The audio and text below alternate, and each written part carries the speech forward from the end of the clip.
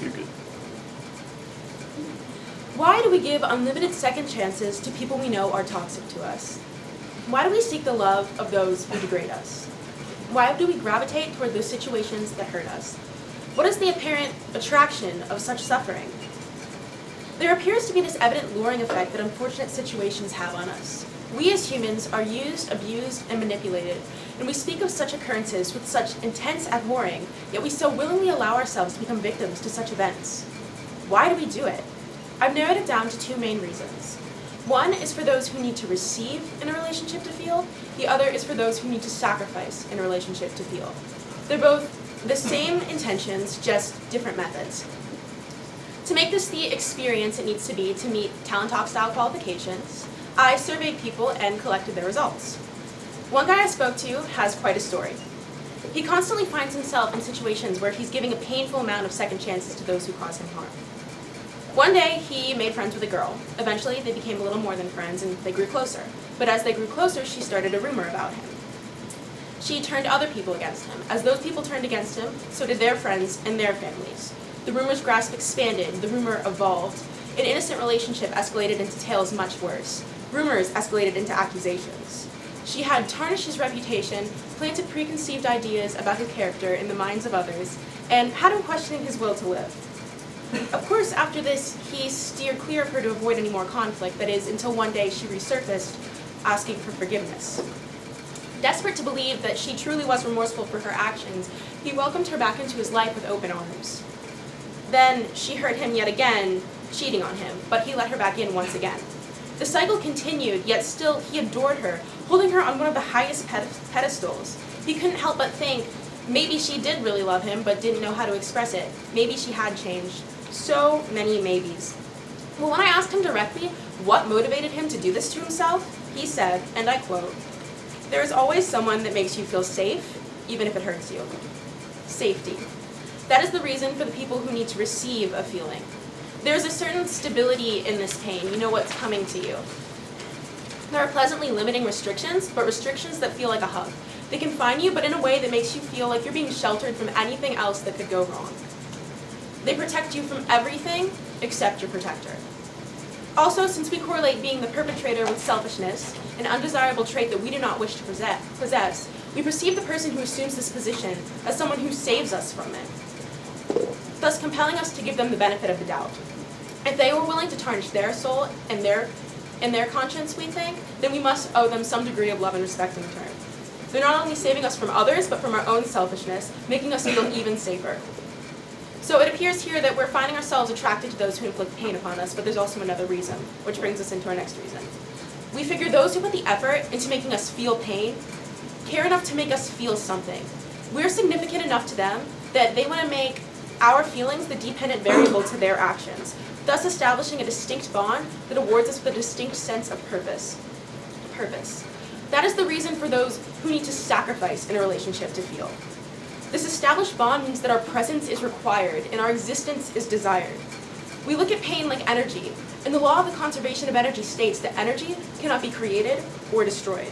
Therefore, there's this constant balance of suffering, and people who look at energy like pain feel the need to absorb some of this feeling for the sake of others' relief. They want to collect it like energy since it can't be made any more or diminished. In addition to feeling purposeful, we feel irreplaceable. The established bond makes it that much harder for someone else to swoop in and take our place. These type of people also feel the need to save others. They feel the need to distribute and gift their happiness to others instead of hoarding it for themselves. They do not feel whole if they're not constantly putting others' needs above their own. So this is why, for them, even when the slightest bump in the road arises, they feel the need to rush in like an EMT to save the day. They invest themselves entirely in the people who happen to be their projects, rushing to the scene to resuscitate a life. So if they can't satisfy their patients, so to speak, they hurt even more. These people don't only feel hurt, they can feel defeated, because it can feel as if their purpose didn't even exist.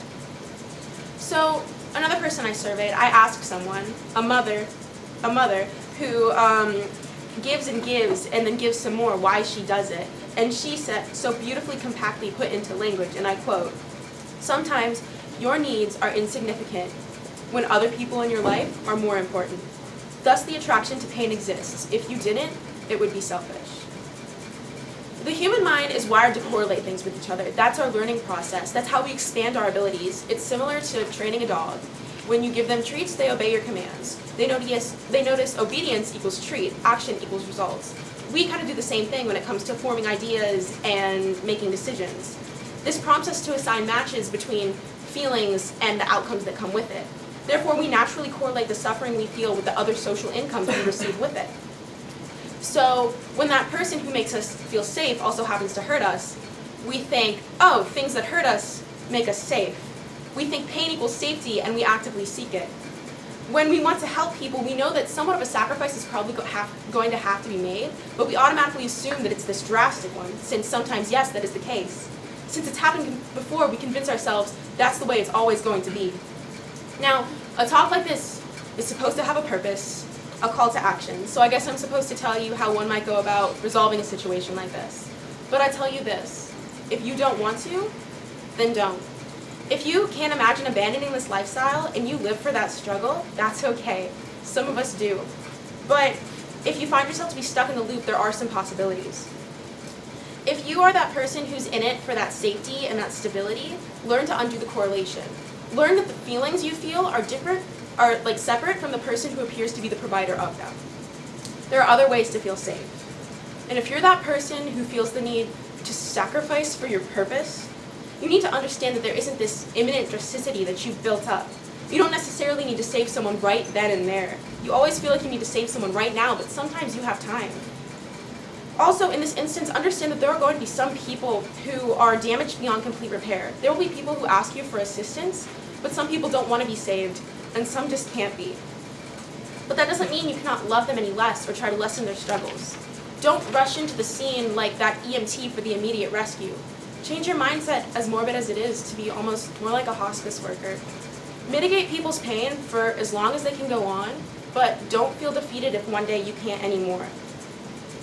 Make them smile every day, but don't expect to rescue them from a situation that existed long before you arrived. So this is why we do it. This is why we give those second chances. This is why we seek that degrading love. This is why we gravitate toward those situations. The attraction isn't necessarily to the pain itself, but to what just so happens to coincide with it.